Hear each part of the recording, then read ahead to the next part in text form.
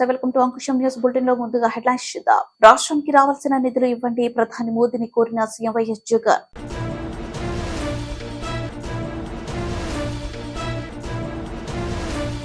PV నరసింహారావుకి భారతరత్న ఇవ్వడం అభినందనీయం, ఎస్ విష్ణువర్ధన్ రెడ్డి.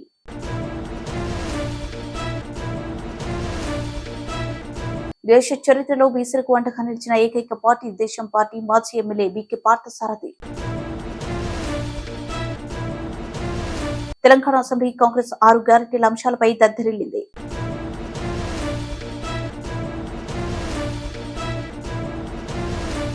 పెండింగ్ పారితోషికాలు తక్షణమే చెల్లించాలి.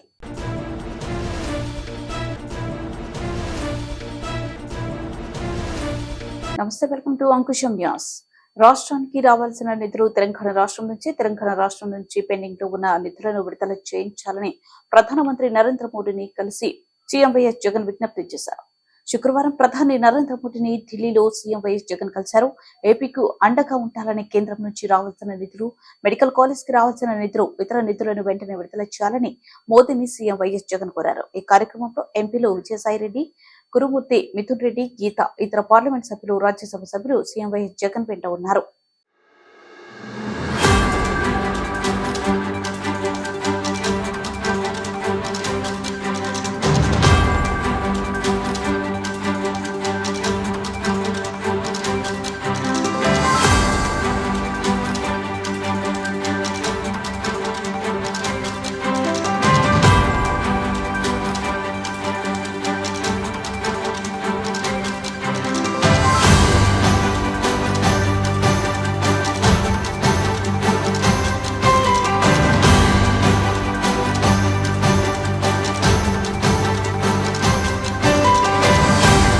Welcome to Ankusham news. దేశ ఆర్థిక సంస్కరణలో ప్రధానిగా ముందుకు నడిపించిన కాంగ్రెస్ నేత మాజీ ప్రధాని పివికి నేడు భారతరత్న ఇవ్వడం అభినందనీయమని ఎస్ విష్ణువర్ధన్ రెడ్డి, రాష్ట్ర ఉపాధ్యక్షులు, భారతీయ జనతా పార్టీ అన్నారు. సొంత పార్టీ ప్రధాని, జాతీయ స్థాయి నేత, తెలుగు బిడ్డను కాంగ్రెస్ అవమానించిన నేడు బీజేపీ రాజకీయాలకు, పార్టీలకు అతీతంగా పివిని గౌరవించింది. ఇది మోదీ రాజనీతికి, చిత్తశుద్ధికి నిదర్శనమని విష్ణువర్ధన్ రెడ్డి అన్నారు. మాజీ ప్రధాని, తెలుగు జాతి ముద్దుబిడ్డ, ఈ దేశంలో ఆర్థిక సంస్కరణలకు ప్రధానంగా పనిచేసినటువంటి పివి నరసింహారావు గారికి ఈరోజు భారత ప్రభుత్వం, బీజేపీ చొరవ తీసుకొని గుర్తించి భారతరత్న ప్రకటించడాన్ని భారతీయ జనతా పార్టీ స్వాగతిస్తోంది. ఈరోజు ఈ దేశంలో ప్రపంచ దేశాలకు పోటీ పడేటువంటి ఆర్థిక సంస్కరణలకు మూలమైనటువంటి వ్యక్తిని కాంగ్రెస్ పార్టీ గుర్తించకుండా, ఆయన చనిపోతే ఢిల్లీలో సంస్కారాలకు సంబంధించినటువంటి విషయంలో కూడా అవమానపరిచినటువంటి కాంగ్రెస్ పార్టీ ఈరోజు ఎవరైనా సరే దేశం కోసం పనిచేసిన వ్యక్తులు ఏ పార్టీ అయినా సరే గుర్తిస్తాదనే దానికి ఉదాహరణ. కాబట్టి పివి నరసింహారావు గారికి ఈరోజు భారతరత్న రావడం కోట్ల మంది తెలుగు ప్రజలే కాకోకుండా 140 కోట్ల మంది గర్వించేటువంటి ఒక విషయం. భారత ప్రభుత్వానికి ధన్యవాదాలు తెలియజేస్తూ మరొకసారి పివి నరసింహారావు గారిని ఈరోజు ఈ దేశ ప్రజలందరూ కూడా గుర్తించుకునే విధంగా నిర్ణయం తీసుకున్నందుకు స్వాగతిస్తున్నాం. దేశ చరిత్రలో బలహీన వర్గాలకు అండగా నిలిచిన పార్టీ తెలుగుదేశం పార్టీ అని, బీసీల సంక్షేమమే లక్ష్యంగా అనేక పథకాలను ప్రవేశపెట్టిందని బీకే పార్థసారథి, మాజీ శాసనసభ్యుడు, పెనుగొండ తెలుగుదేశం పార్టీ అధ్యక్షులు అన్నారు.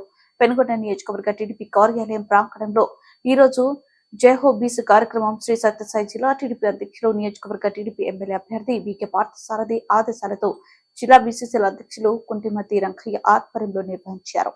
ఈ సందర్భంగా పార్థసారథి మాట్లాడుతూ టీడీపీ అధికారంలో ఉన్నప్పుడు బీసీలకు అన్ని విధాలా పెద్దపీట చేసిందన్నారు. దేశంలో బీసీలకు రాజకీయ ప్రాధాన్యం ఇచ్చిన పార్టీ తెలుగుదేశం పార్టీ అని తెలియజేశారు. తెలుగుదేశం పార్టీ మొదటగా అధికారంలోకి వచ్చినప్పుడు నందమూరి తారక రామారావు మంత్రివర్గంలో ఎక్కువ మంది బీసీలకు అవకాశం కల్పించారని గుర్తు చేశారు. వైసీపీ ప్రభుత్వం బీసీల ఓట్లతో గద్దెనెక్కి బీసీలకు మొండి చేయి చూపిందన్నారు. వచ్చే ఎన్నికల్లో వైసీపీ పార్టీకి బీసీల సత్తా ఏంటో ఓట్ల రూపంలో చూపి వైసీపీని బంగాళాఖాతంలో కలపాలని పిలుపునిచ్చారు. అంటే ప్రజలకు చేరువుగా ప్రభుత్వాన్ని తీసుకురావడం జరిగింది. అదేవిధంగా సహకార శాఖను కూడా వికేంద్రీకరణ కూడా చేయడం ద్వారా సింగిల్ విండో వ్యవస్థను కూడా తీసుకురావడం జరిగింది. అంటే రాజకీయ ఉద్యోగాలు వచ్చాయి, పాలనలో భాగస్వామ్యం వచ్చింది, అదేవిధంగా అక్కడికక్కడే పాలించుకునే దానికి ఒక అవకాశం వచ్చిందంటే దానికి కారకులు నందమూరి తారక రామారావు గారు, చంద్రబాబు నాయుడు గారిని చెప్పక తప్పదని సందర్భంగా మీకు తెలియజేస్తా ఉన్నా. అదేవిధంగా మన నాయకుడు చంద్రబాబు నాయుడు గారి యొక్క కృషితో ఆదరణ పథకం, ముఖ్యంగా ఆదరణ పథకం అంటే 10% కంటే మిగతా రిమైనింగ్ 90% తో ఎవరైతే కులవృత్తులు చేసుకుంటున్నారో వాళ్ళకు సంబంధించినటువంటి పరిమితులు కూడా అది తెలుగుదేశం ప్రభుత్వ హయాంలోనే ఇచ్చామని సందర్భంగా తెలియజేస్తున్నా. మొన్న 19లో కూడా లాస్ట్ ఆంధ్రప్రదేశ్ కి దాదాపు 1000 కోట్ల రూపాయలు కూడా వెచ్చించి ఆదరణ పనిముట్లు తీసుకుని వస్తే ప్రభుత్వం పోతే ఈ దుర్మార్గులు వచ్చిన తర్వాత అవి తిప్పుబడ్డాయి తప్ప ఎక్కడ కూడా ఈ ఆదరణకు సంబంధించినటువంటి పనిముట్లు కూడా ఇవ్వలేదని సందర్భంగా మీకు తెలియజేస్తున్నా. అదేవిధంగా విదేశీ విద్య, మన పిల్లలు విదేశాలకు పోవాలంటే ఆ రోజు 10 లక్షల రూపాయలు ఇచ్చాం. ప్రతి సంవత్సరం చదువుకునేదానికి విదేశాల్లో చదువుకునేదానికి 10 లక్షలు ఇస్తే ఈ దుర్మార్గులు వచ్చిన తర్వాత ఆ విదేశీ విద్యని రద్దు చేయడం కూడా జరిగింది. అంటే మన బీసీ కులాలు విదేశాల్లో చదువుకోవాలా వద్దా? మనం కూడా చదువుకోవాలంటే ప్రభుత్వం సహకరించాలి. ఈ ప్రభుత్వం ఈ దుర్మార్గులు వచ్చిన తర్వాత అదన్నీ కూడా రద్దు చేయడం జరిగింది.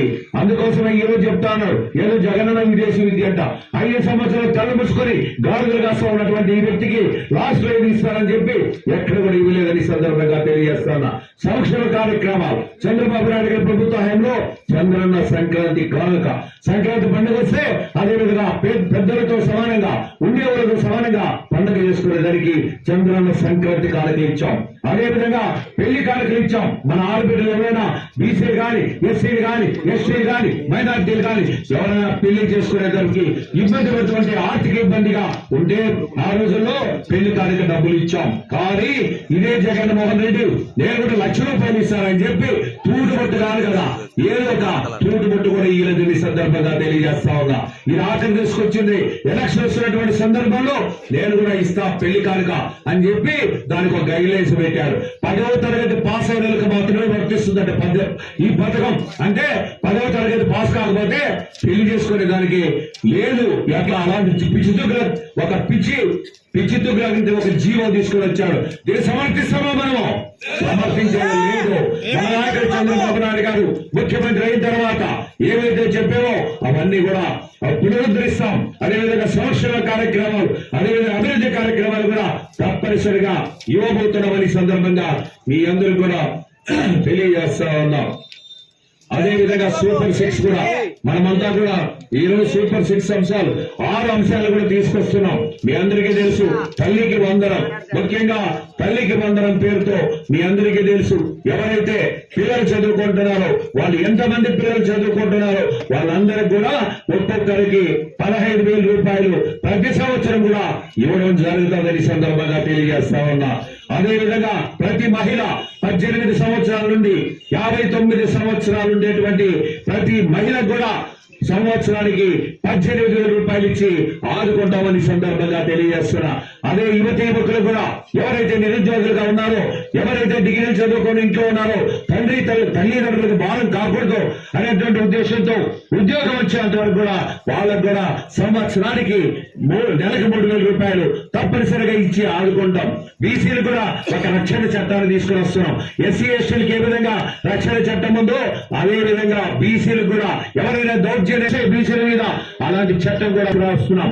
అదేవిధంగా పోర్టులు ఇచ్చేటువంటి దాన్ని కూడా ఎవరైతే బీద వాళ్ళు ఉన్నారో వాళ్ళని కూడా ఆర్థిక బలోపేతం చేసేదాన్ని కూడా ఒక చట్టాన్ని కూడా తీసుకురావడం జరుగుతుందని సందర్భంగా తెలియజేస్తా ఉన్నాం.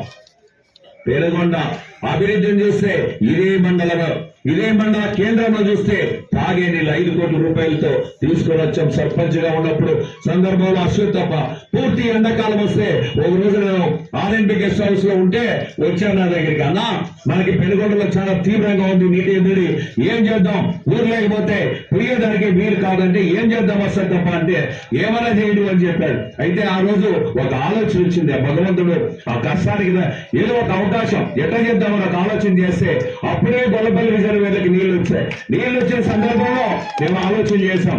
అక్కడ ఏం చేద్దామంటే అదే ఏది ఆ కట్ట కింద 3 బోర్లు వేద్దాం, ఒక 25 హార్స్పవర్ మోటార్లు బిగిద్దాం, ఇమీడియట్ గా ఆ పథకాన్ని తీసుకొచ్చి ఆ తిమ్మాపురం బావులకి ఆ పైప్ లైన్ కలిపేస్తే నీళ్లు వచ్చేటటువంటి ఒక ఆలోచన వస్తే అదేవిధంగా ఆ రోజు ఉన్నటువంటి కోనా సెజ్దారు దృష్టి తీసుకోవాలా, ఇది కలెక్టర్ గారు ఇది నీళ్లు ఇవ్వాలి అంటే నేనేం చేయాలన్నారు. నువ్వు ఇమీడియట్ గా ఒక 2 లక్షలు 2 కోట్లు మంజూరు చేయమంటే ఆగమేఘాల మీద మంజూరు చేశారు 2 కోట్లు. తర్వాత అదేవిధంగా డబ్బులు తక్కువ వస్తాయంటే ఇవాళ ఆలోచన చేశాం. ప్రిన్సిపల్ సెక్రటరీ జవహర్ రెడ్డి ఉండేవారు, ఆయనకు ఫోన్ చేశా.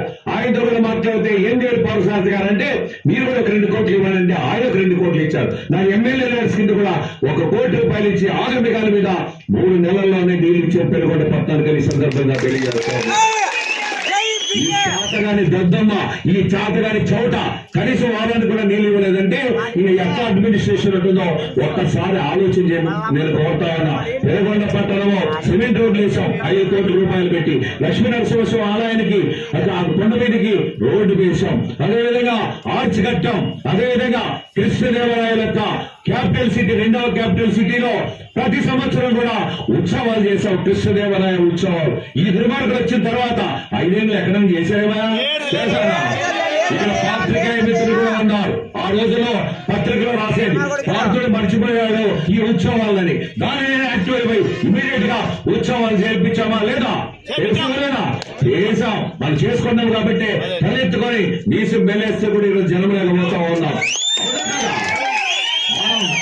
ఆ రోజు మీకు ఒక సంఘటన చెప్తా. సెట్టిపల్లికి పోయాం 2009లో. పోతే అక్కడ మహానుభావులు అక్కడ హౌసింగ్ లో బాగా గోల్మాల్ చేసి తినేసారు ఇంటికి రావాల్సిన బిల్లులన్నీ.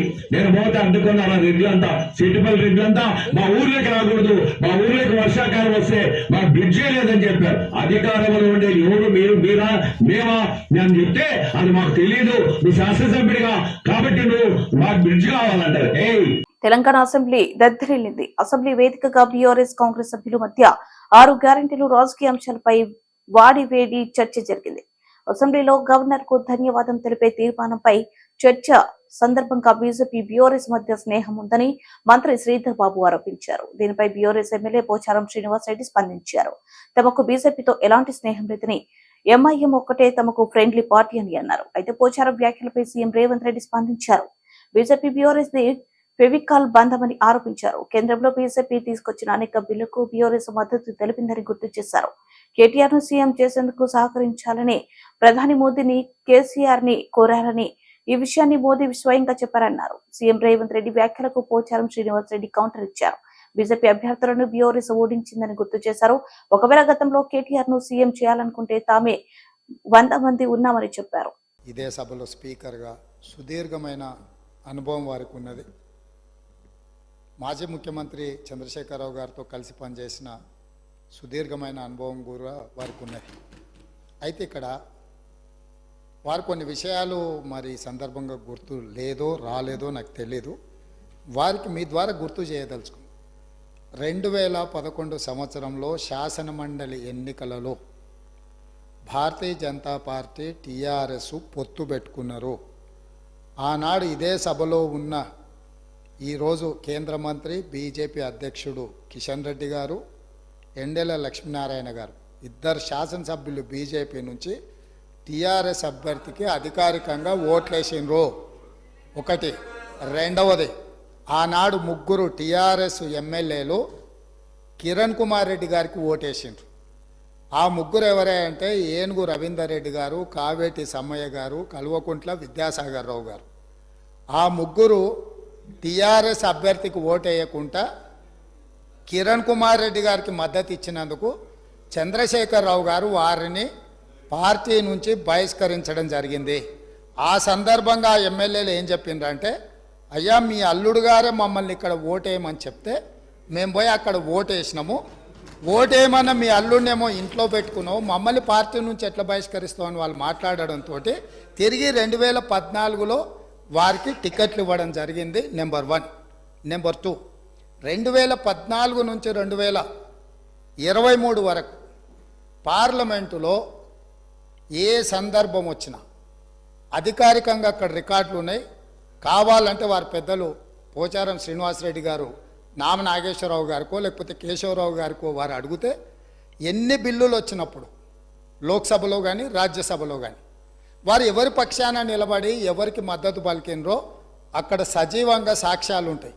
3 తలాక్ కావచ్చు, 370 ఆర్టికల్ కావచ్చు, రైతు వ్యతిరేక నల్ల చట్టాలు కావచ్చు, జీఎస్టీ కావచ్చు, నోట్ల రద్దు కావచ్చు, ఇట్లా చెప్పుకుంటూ వెళ్తే కొన్ని వందల బిల్లులు లోక్సభలో రాజ్యసభలో వచ్చినప్పుడు టీఆర్ఎస్ పార్టీ స్పష్టంగా ఒక సందర్భంలో రాజ్యసభ సభ్యుడు అక్కడ బిల్లు ఉన్నదంటే ప్రత్యేకమైన విమానం వేసుకొని పోయి మోడీ గారికి అనుకూలంగా ఓటేయడం జరిగింది.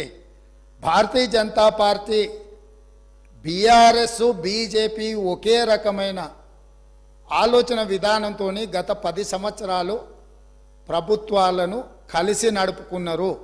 వాళ్ళిద్దరు కలిసి చర్చించుకున్నారు.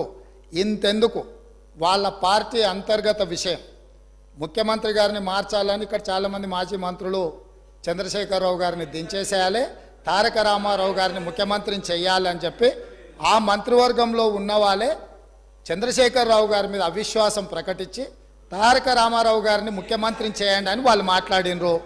వాళ్ళందరూ ఒత్తిడి తట్టుకోలేక చంద్రశేఖరరావు గారు వెళ్ళి నరేంద్ర మోడీ ప్రధానమంత్రిని కలిసి నేను అక్కడి నుంచి మా వాళ్ళు తప్పుకోమంటుండ్రు, తప్పుకుంటా తారక రామారావు గారిని తెలంగాణ రాష్ట్రానికి ముఖ్యమంత్రిని చేస్తా, మీరు నాకు అనుమతి ఇవ్వమని అడిగినరని, నేను వారసత్వ రాజకీయాలు లేకపోతే రాచరికాలను నేను సమర్థించను, నేను వ్యతిరేకిస్తున్నా, అది ఎలా సాధ్యమో అని నేను చంద్రశేఖరరావును నిలదీసినని భారత ప్రధానమంత్రి తెలంగాణ రాష్ట్రానికి వచ్చినప్పుడు స్పష్టంగా ప్రకటన చేసిండు. ఇప్పుడు పెద్దలు శ్రీనివాసరెడ్డి గారిని నేను అడుగుతున్నా, మీకు ఎలాంటి సంబంధాలు లేకపోతే, అనుబంధం లేకపోతే, ఆయన అనుమతితోనే మీరు నిర్ణయాలు తీసుకోకపోతే మీ పార్టీ అంతర్గత వ్యవహార ముఖ్యమంత్రిని మార్చుకోవడం అనేది, అట్లాంటి విషయం కూడా మోడీ గారి అనుమతిని అడిగిందంటే మీ బంధం ఫెవికల్ బంధం. ఒకవేళ మీకు కేసీఆర్ గారు చెప్తుండ్రో లేదో వాస్తవాలు ఒక్కసారి ఇప్పుడు నేను చెప్పిన చరిత్రను మొత్తము వారు తెలుసుకోవాల్సిందిగా నేను కోరుతున్నా. మీకు కొన్ని చెప్తాడు, కొన్ని దాస్తాడు. కాబట్టి దాచినై మీకు ఒకవేళ ఎప్పుడైనా అనుమానం వస్తే మీరు ఎప్పుడైనా నన్ను అడగొచ్చు, స్వేచ్ఛగా వచ్చి కలవచ్చు. మిగతా వివరాలన్నీ కూడా నేను మీ దృష్టికి తీసుకొస్తా. జయశంకర్ భూపాల్పల్లి జిల్లా పట్టణ కేంద్రంలో Telangana ASHA workers union CITU ASHA వర్కర్లకు డిసెంబర్, జనవరి 2 నెలలు పెండింగ్ పారితోషికాలు వెంటనే చెల్లించాలి. ఆశా వర్కర్లకు గత ప్రభుత్వం ఇచ్చిన హామీలు అమలు చేయాలని కోరుతూ సిఐటియు జిల్లా ఉపాధ్యక్షులు బంధు సాయిలు, జిల్లా అధ్యక్షురాలు విజయ మాట్లాడుతూ 2 నెలలు దాటిన నేటికి జీతాలు అకౌంట్లో పడలేదు. కుటుంబాల కోసం అప్పు చేసి బతకాల్సిన పరిస్థితి వచ్చిందన్నారు. ఈ కార్యక్రమంలో బృందం, ఆశా వర్కర్లు తదితరులు పాల్గొన్నారు. వర్కర్స్ యూనియన్ సిఐటిగా మేము మా ఆశా వర్కర్లు రాష్ట్ర వ్యాప్తంగా అన్ని జిల్లాలలో ఈరోజు ధర్నా, కలెక్టర్ ఆఫీస్ ముందు ధర్నా చేసే ఉద్దేశం ఏంటంటే, మాకు రెండు నెలలు అయిపోయి ఇప్పుడు 10 రోజులైతే 3 నెలలు కావస్తుంది. ఈ 3 నెలల పొద్దు నుండి కూడా మాకు జీతం అనేది వేయట్లేదు. మరి మా ఖర్చులు, మా ఇంటి పరిస్థితులు, మాకు జీతం లేకుండా మేము ఎట్లా పని చేయాలని చెప్పి అడుగుతున్నాము. మాకు తక్షణమే మాకు ఈ 3 నెలల జీతము వెయ్యాలని, అట్లాగే గతంలో నుండి కూడా మేము ఎమ్మెల్యేలకు, అది కలెక్టర్లకు, డిఎంఎన్హెచ్ఓలకు మేము వినతి పత్రాలు ఇవ్వడం జరిగింది. మాకు ఫిక్స్డ్ వేతనం అనేది లేదు, ఒక నిర్దిష్ట పని అనేది లేదు. ఫిక్స్డ్ వేతనం చేయాలి, 18,000 ఫిక్స్డ్ వేతనం చేయాలి. మాకు సంబంధం లేకోకుండా వేరే ఇతర పనులు చేయించరాదు. అభయహస్తం అని, మహాలక్ష్మి అని, గ్యాస్ లేదని అవి కూడా మాకే తలగబెడదామని చూస్తాను. అట్లాంటి పనులన్నీ మాతో చేయించరాదు. మాకున్నటువంటి పనులే ఎక్కువ ఉన్నాయి. ఏ రోజు ఎప్పుడు ఫోన్ వస్తుందో తెలియదు. ఏ రాత్రి పడితే ఆ రాత్రి మేము డెలివరీ కేసులు వెంబడి వెళ్ళడం జరుగుతుంది. మాకు ఒక జాబ్ చార్ట్ లేదు, ఈ పనులు ఇంతవరకు చేయాలనే నిర్దిష్టం లేదు. అలాగే మాకు కరోనా అలవెన్స్ కొన్ని 16 నెలల కరోనా రిస్క్ అలవెన్స్ ఇస్తామని చెప్పి అవి ఇవ్వలేదు. మేము కరోనా టైంలో మా ప్రాణాలకు తెగించి మేము పనులు చేయడం జరిగింది. 16 నెలలు బకాయి ఉంది, అది వెంటనే చెల్లించాలి. పిఎఫ్, ఈఎస్ఐ సౌకర్యం కల్పించాలి. ఆరోగ్య బీమా సౌకర్యం కల్పించాలి. మట్టి ఖర్చులు, చనిపోయినప్పుడు మట్టి ఖర్చులు 50,000 కల్పించాలి. అలాగే రిస్క్ అలవెన్స్ ఇవ్వాలి. మాతోని స్ఫూటన్ డబ్బాలు మోయించరాదు. ఆ యొక్క స్ఫూటన్ డబ్బాలు తీసుకుపోవడం వల్ల మా ఒక ఆశా వర్కరు టీబీ సోకి ఆమె చనిపోవడం జరిగింది. మేము 1000 జనాభాలో తిరిగేటువంటి వాళ్ళము. మాకు ఒకవేళ టీబీ వచ్చినట్లయితే ఉంటే ఆ 1000 జనాభాకు కూడా వచ్చే అవకాశం ఉంటుంది కాబట్టి మాతోని స్ఫూటన్ డబ్బాలు మోయించొద్దు. మాకు ఈ తక్షణమే ఈ మా దాంట్లో ఏఎన్ఎం జిఎన్ఎం ట్రైనింగ్ చేసినటువంటి వాళ్ళు ఉన్నారు. వాళ్ళకి వేటేజ్ మార్కులు కలిపి వాళ్ళని ఏఎన్ఎం జిఎన్ఎంగా ఉద్యోగాలలోకి తీసుకోవాలి. 18 సంవత్సరాల నుండి ఆశా వర్కర్గా పనిచేస్తున్నాము కాబట్టి మాకే ఫస్ట్ ప్రిఫరెన్స్ ఇవ్వాలని, అలాగే మాకు వచ్చేటువంటి ఇప్పుడు ఇచ్చేటువంటి ఈ 3 నెలల జీతము ఎమ్మటే ఇవ్వనట్ల ఏది ఉంటే మేము తర్వాత ఈ పనులు బంద్ చేసి కూర్చోవలసి వస్తుందని హెచ్చరిస్తున్నాము. సిఐటియు రాష్ట్ర కమిటీ ఆధ్వర్యంలో రాష్ట్ర వ్యాప్తంగా అన్ని కలెక్టర్ కార్యాలయాల ముందు ఒక్కరోజు ధర్నా కార్యక్రమం ఇస్తాం. ప్రధానంగా నెలని జీతాలు ఈ డబ్బులు రాక ఆశా వర్క్ అంతా ఇబ్బంది పడతారు. తక్షణమే జీతాలు ఇచ్చాలని ప్రభుత్వానికి విజ్ఞప్తి చేయడం కోసం అనేక ప్రయత్నాలు సిఐటి ఆధ్వర్యంలో జరిగింది. వినతి పత్రాలు ఇచ్చాము, డిఓ గారికి పత్రాలు ఇచ్చాము, సెక్రటరీ గారు వినతి పత్రాము. వాళ్ళే అటువంటి బట్టి ఇప్పుడు ఉన్న పరిస్థితులలో వచ్చేసి చెప్పి ఉన్నారు. అందుకని కడుపులో గాలి అయ్యి రాక మాడన దాఖలున్నటువంటి ఆశకారులంతా కదం దొక్కి రంగాన దూకారు. కాబట్టి ప్రభుత్వం వచ్చినటువంటి ప్రభుత్వం సమావేశం మంత్రి గారు మార్గం తక్షణమే పిలిచి జీతాల పరిష్కరించాలని చెప్పి విజ్ఞప్తి ఉన్నాం. అదేవిధంగా ఆశాలకు అంగన్వాడీలకు 18 రూపాయల జీతం అని చెప్పి ప్రభుత్వం ఎన్నికలు చెప్పింది. అది అమర్చినటువంటి ఉంది. ఆశాల సొంత డబ్బే 32 రకాల రిజిస్టర్లు కొనుగోలు చేసి రాస్తా ఉన్నారు. కాకుండా మేము 2 రిజిస్టర్లను చేయాలి కోరుతా ఉన్నాం. స్ఫూటబాల్ మరి ఆశాలతోని ఉండకుండా వెంటనే రద్దు చేయించి చెప్పి విజ్ఞప్తి చేస్తా ఉన్నాం. పిఎఫ్ విషయాన్ని వరకు ఇవ్వాలి. మట్టి ఖర్చున 50 రూపాయలు ఉంది. ట్రీట్మెంట్ బెనిఫిట్ 5 రూపాయలే. అదేవిధంగా ఇన్సూరెన్స్ సౌకర్యం 5 రూపాయలు